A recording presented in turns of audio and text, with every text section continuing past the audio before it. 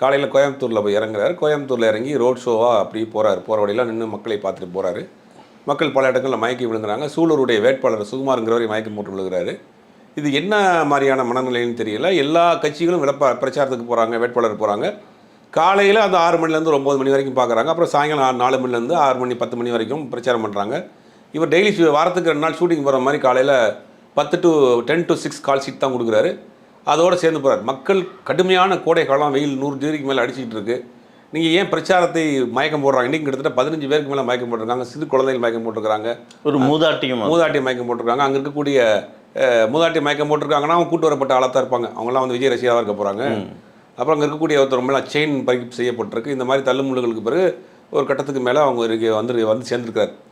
இதே வந்து நீங்கள் அழகாக ஏசி வேனில் உள்ள உட்காந்துட்டு பேசி வரீங்க, இல்லை ஏசி காரில் இருந்தால் கூட கீழே ஏசி ஓடிட்டு தான் இருக்க போகுது. ஆனால் இந்த மக்கள் தொடர்ந்து இதுபோல் இன்னல்களை தந்துக்கிட்டே இருக்கிறாங்க. நீங்கள் ஏன் ஒரு பிரச்சாரத்துக்கு டயத்தை மாற்ற மாட்டேங்கிறாரு? இல்லை ஒரு இன்னொரு ஆடிட்டோரியத்தில் வைக்க மாட்டேங்கிறாரு? இல்லை ஒரு பொதுக்கூட்டமாக ஈவினிங்கில் திருப்பூரில் முக்கியமான இடங்களில் சாயங்காலம் 6லேருந்து 9 மணி வரைக்கும் பேசுகிறாருன்னு பொதுக்கூட்டமாக போட்டு பேசிட்டு போயிடலாம். அதெல்லாம் இல்லாமல் இந்த ரோட் ஷோ போகிறது, மக்களை வெயிலில் காக்க வைக்கிறது, அதில் மயக்கம் போடுறதெல்லாம் ஏன் செய்கிறாருன்னு தெரியல.